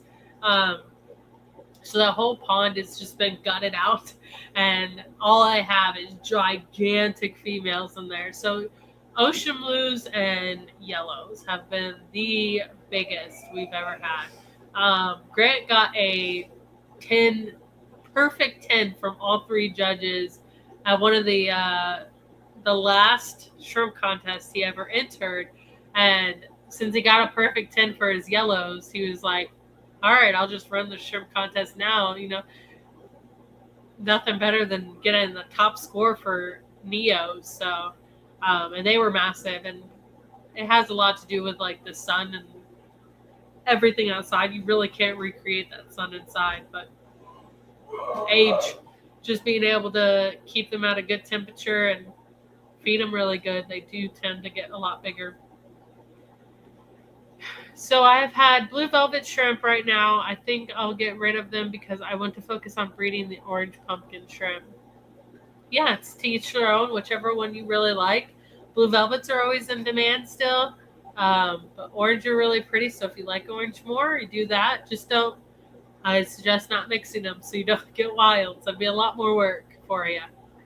Sia said, TGOE Ocean Blues I brought home from Aquashella last year, also doing well. Oh, great. We don't really sell the Ocean Blues as much as we did last year. Like I said, we restarted the whole thing with new genetics. It's going to be a little bit till we get back up on those. But, man, those were doing phenomenal at one point, and I love them. We've had a couple people enter the line they got from us into the shrimp contest, which is so cool to see. It's awesome. Are you hitting Aquashella Chicago this year? Yes, we are. We'll be at all Aquashellas. We are part of the staff.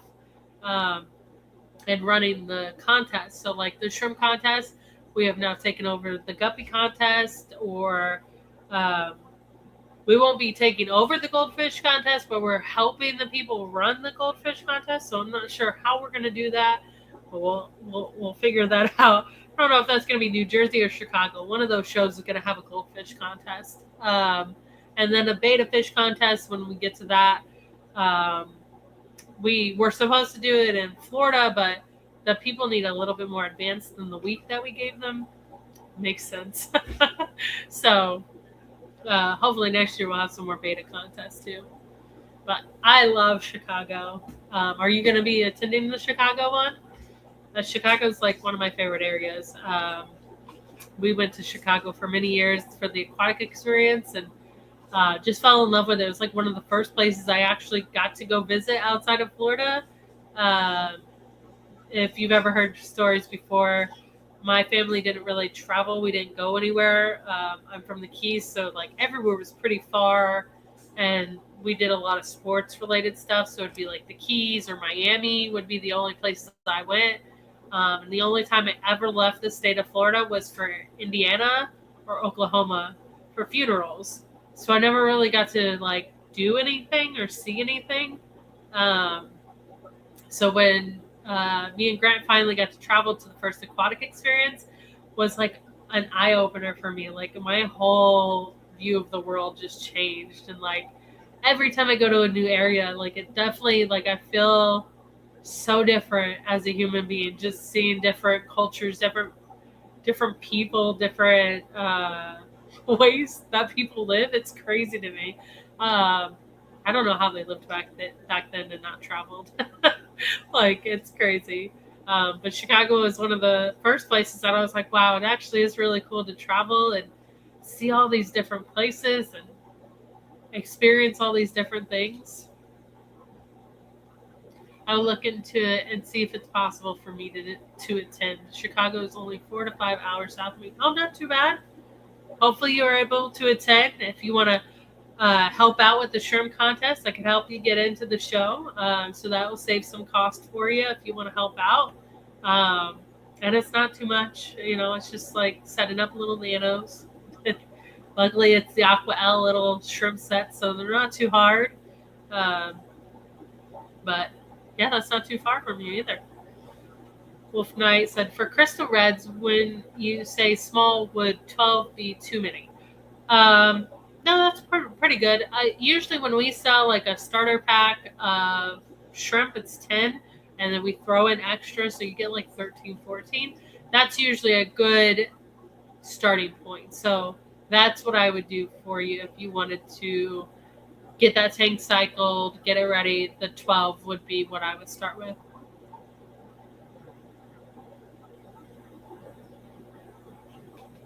Ooh, only a 40-minute drive for you? Are you going to be there? That's not bad at all. It's a work weekend for my wife. I will chat with her about it. I wish she would come too. That'd be cool. Does your wife do anything aquatic?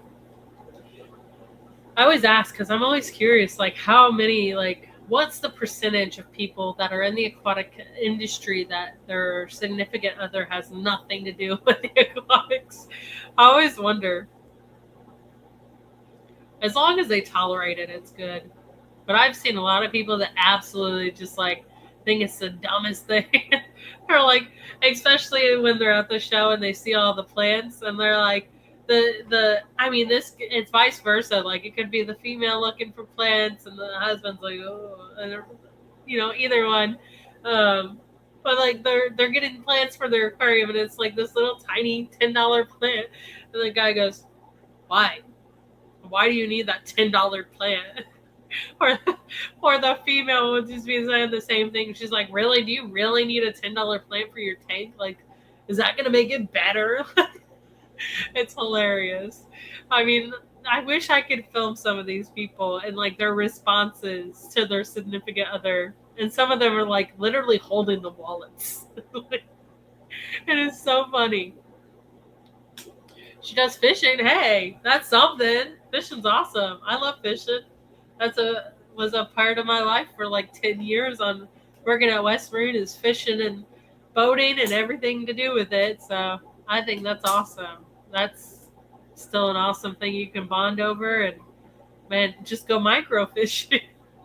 Just take a net with you. Get one of the Jonas nets, perfect dip net, or Brian's the ninja net. I don't know if he actually sells those anymore, but if he does, I would get one of those and be like, we're still fishing, just micro fishing. Or aquarium fish. Oh my gosh. I would like to go.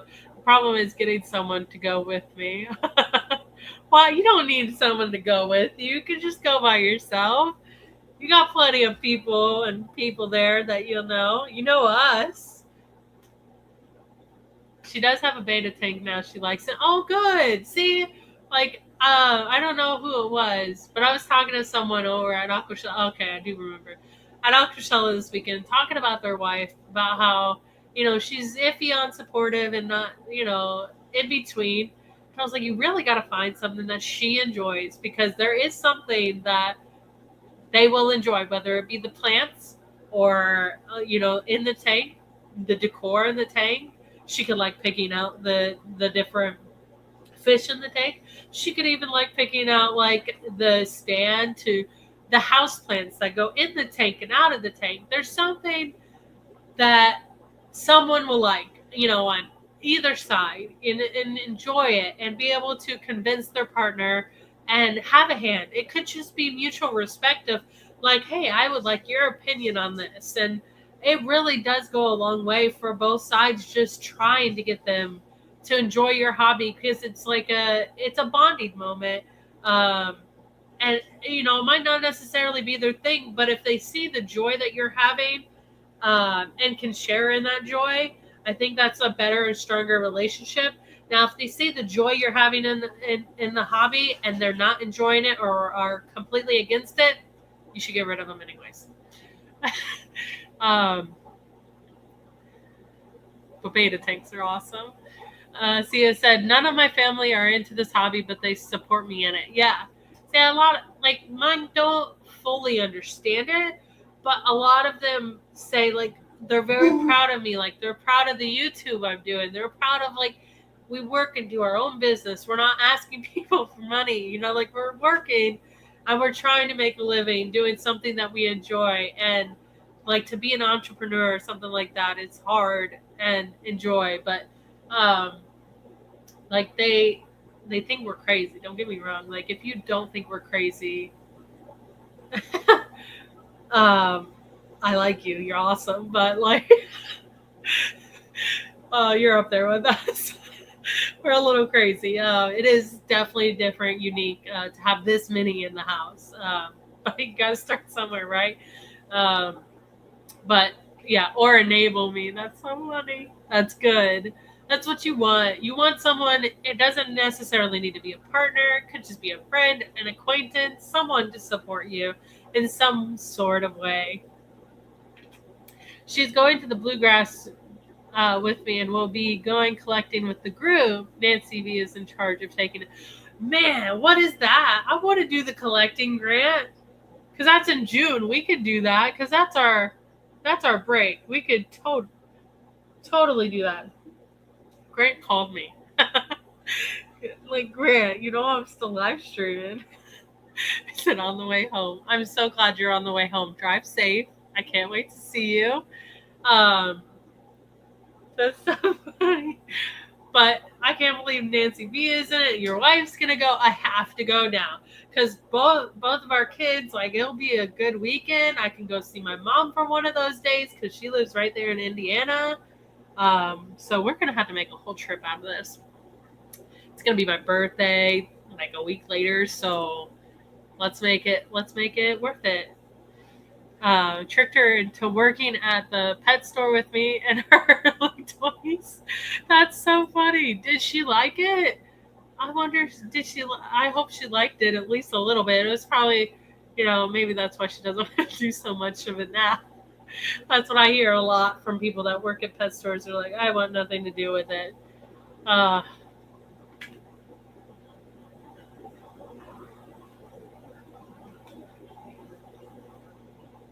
I really want to attend, and just I hate going alone. All of them all roll eyes when I ask. Oh, oh.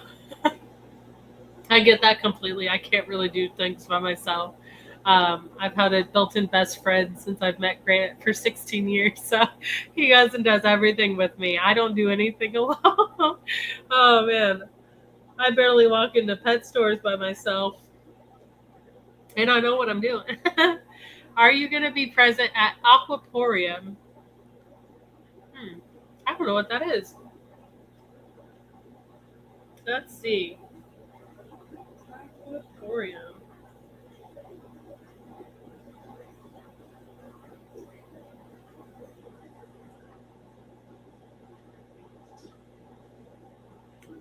I don't know what that is. It sounds Aquashella. I can't find it online. So, is there a contamination of chemicals or metals in my tank? Would activated carbon and dechlorinate or absorb the contaminant? So when you have something that's contaminated your tank, usually we would recommend Aquachar, but you could do activated carbon if you have that handy. But that's why we sell the Aquachar, is because we've had a lot of things that could go awry, like just any chemicals or like even flea meds or things like that. I'd recommend Aquachar. It really does help.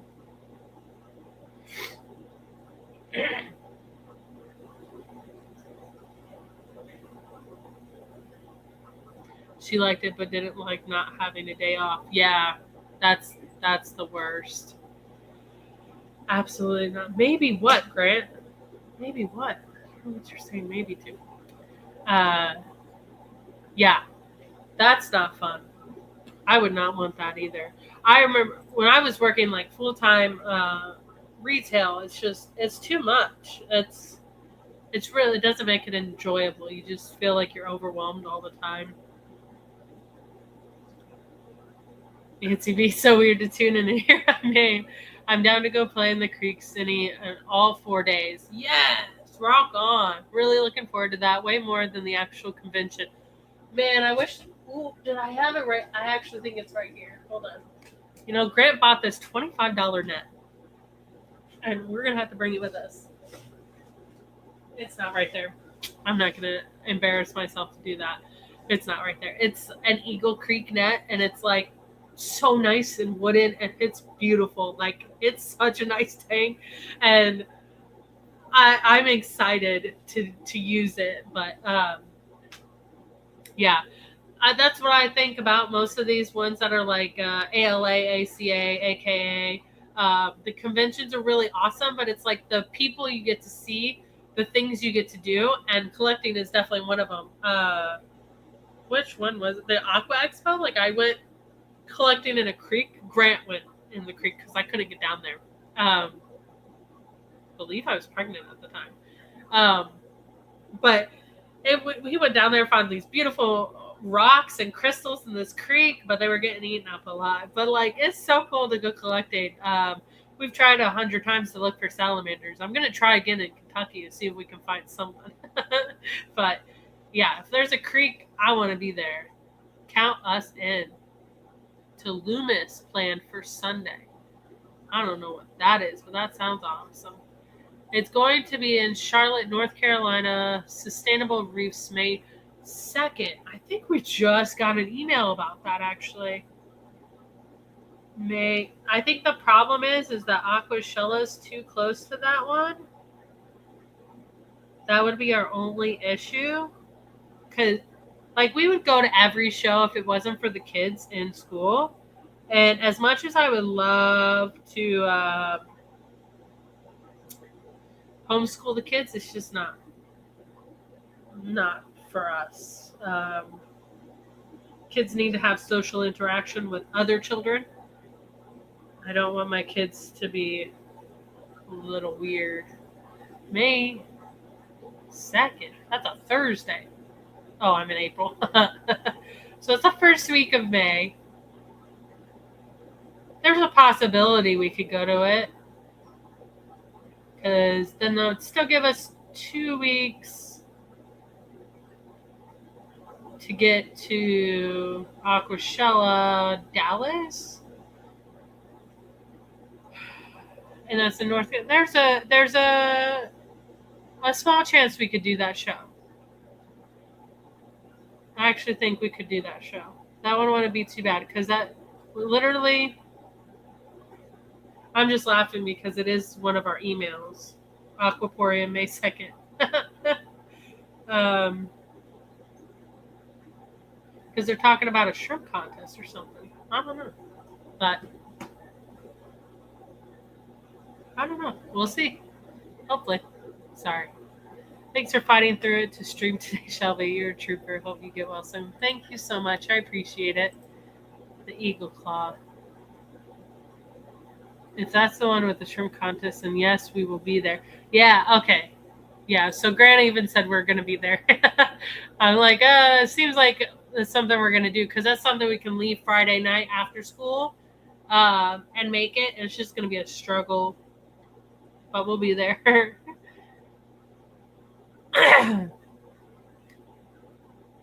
I would go to every show if it wasn't for my day job and the expenses, right? Yeah, some of them are definitely not worth going to for the expenses, but the experience is fun. Yeah, see, I think that too. So that's also on our thing, like where I could go to a show and I can make money, but then some things suffer at home. So we have to narrow it down for some of the shows. What's your opinion on some wasser tang? Because Java moss always seems too thin out and turn brown and completely die on me. I love some wasser tang. Java moss, I'm surprised, actually dies on you because usually that one grows like a weed. Maybe it's because it's too much in the tank. You have to weed it out too much. Because if it stacks on it too much, some of it's just not getting nutrients or anything from the light. And that's why it might thin out and die on you because Java moss is pretty thin to begin with. But some wasser tang is one of my favorite mosses. It's beautiful. It's not actually a moss. It's like an algae or something. I don't know what it actually is. So, but it's really cool. It's one of my favorites. Have it in several different tanks, and it would do really good in your Neo tank. So, thank you. Yeah, it's really cool. Liverwort. There we go. Liverwort. That would be a better name for it. That's funny. Are you driving? I don't know be answering these questions while you're driving. Oh, I made it. You proud of me, Grant? I did it's almost 10 minutes to the 2 hours. It's almost like, yeah, it looks like a kelp to me. Like, to me, it looks more like a macroalgae than it does a moss. It's so neat. It's such a unique plant. Freshwater seaweed. Yeah. Yeah, it's so cool. I'm actually, I think that's the one that grows the most in the house. Oh, you scared me. Jaden. Oh, Jaden's been having the time of his life trying to scare me constantly. And I work in the garage, and I'll leave the garage door open. And he'll come out of nowhere and try to scare me. And it works most of the time because I'm usually just in my zone, eating my sunflower seeds, watching my crime shows, you know, like my UK documentaries and things like that. And he gets me every time usually. Layla's really good at it. She'll sneak around in the garage. And it's so funny because I'm like, what's that noise? My understanding is that it's not a liverwort, although it was thought to be but it's actually a fern, I believe. I don't know. I've always known it to be a liverwort. I've never actually looked that up, though, and double checked. It's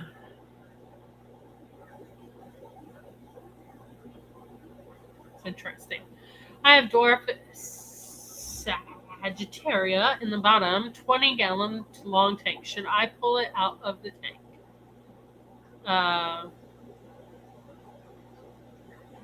No, you shouldn't. I would leave it in. It's fine. I would just, if that's going to be just leave it there. I would say that if you plan on moving it a lot, I would just take it out because that would be a problem. All of my plants that I have rooted, I don't touch. I leave them there, don't touch them. I let them grow and let them do their thing, um, so that it's not an issue. Because if you were to pull it out, it could cause issues.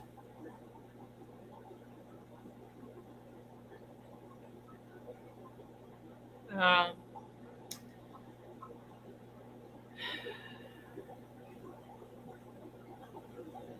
Fern stuck in transition. So yeah, if you look it up, it says which Aquahype saying Alex Fishery talks about it. But if you Google it, it says subwasserting is technically a gametophyte uh, of a fern, not a liverwort. It was long mistaken for a liverwort due to its appearance. Molecular studies confirmed it is a larmo whatever species. It's a unique, slow-growing aquatic plant popular for its dark green, so it must be in between. It's a fern gametophyte. Huh.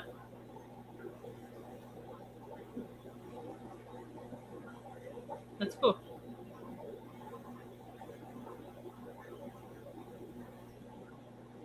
Yeah. It must be a new study because it came out in 2019 is when they came out with that. Just still fairly new. It's weird.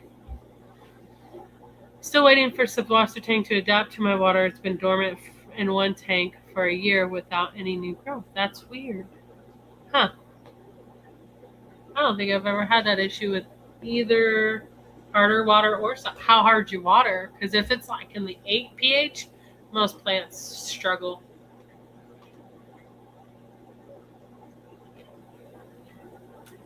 Fern stuck in transition phase. Yeah. That's so strange.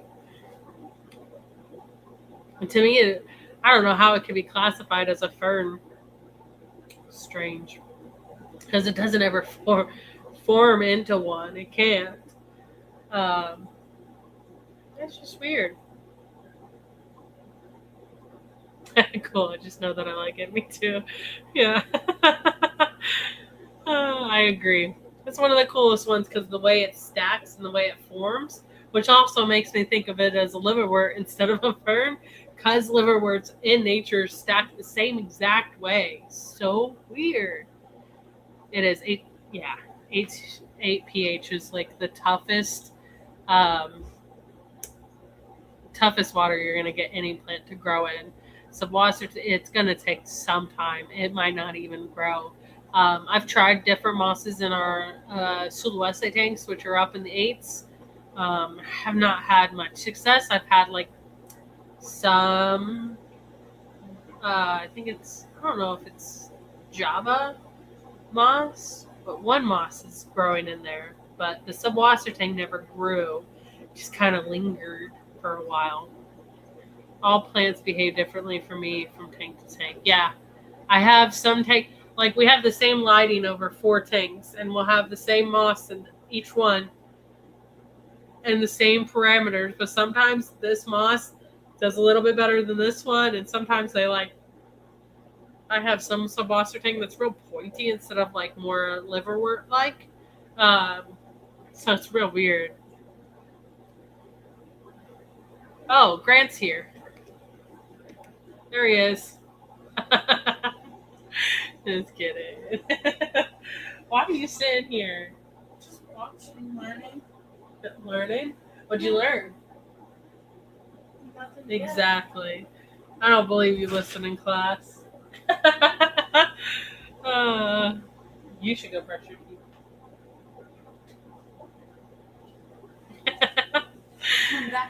It's the axolotl of the birds. That's funny. It'd be cool if we could get different colors of moss. If I could figure out how to make moss different colors, that'd be awesome. Could you imagine like purple moss? Like that'd be so cool.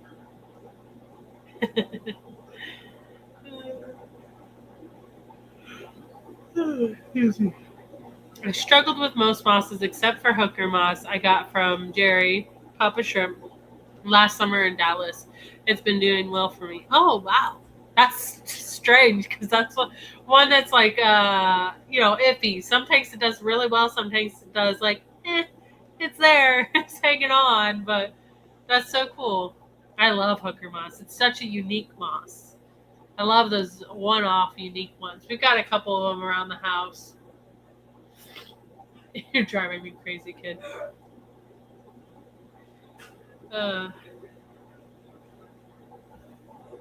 That tank just looks awful on camera. This one. It's all green plants.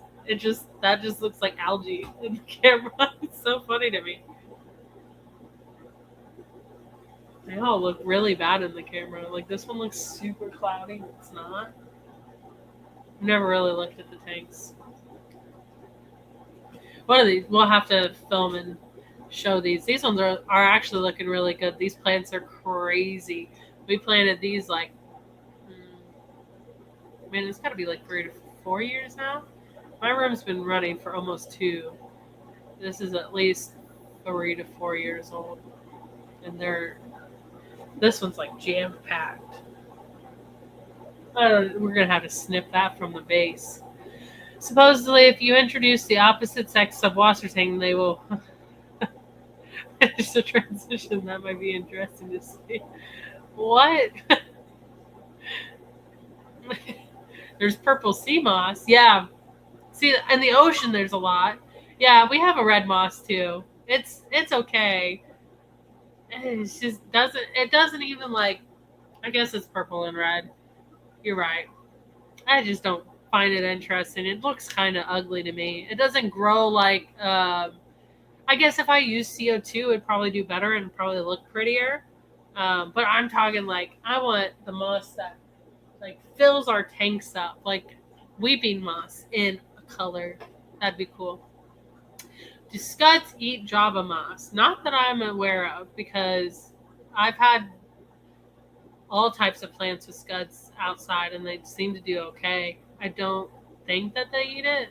They're usually more of a protein eater. That's why they'll eat your shrimp. But I don't think they mess with plants really.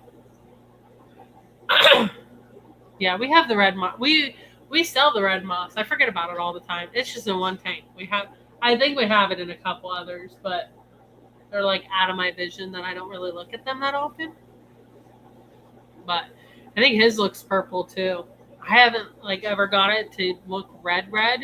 I think you need CO2 for that. They decaying plants, yeah.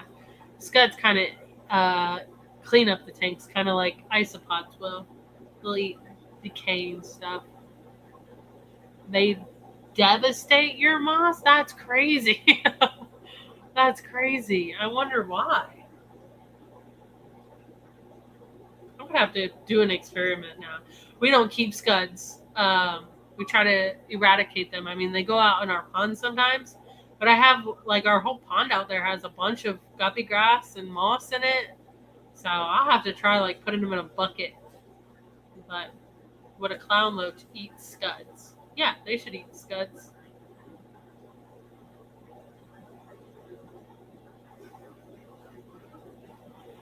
All right. Well, I've run out of things to say because my throat hurts and I'm getting tired, clearly. But I hope you guys all enjoyed tonight. Thank you for bearing with me, and I enjoyed all of your company. I hope you guys have a wonderful night and keep tuned and be patient. I'll get some videos out and some content out, at least some shorts, and hopefully some good videos coming up for you. And we are in the works of getting all our members some nice goodies to send out, so please stay tuned for that. And thank you so much. Have a wonderful night.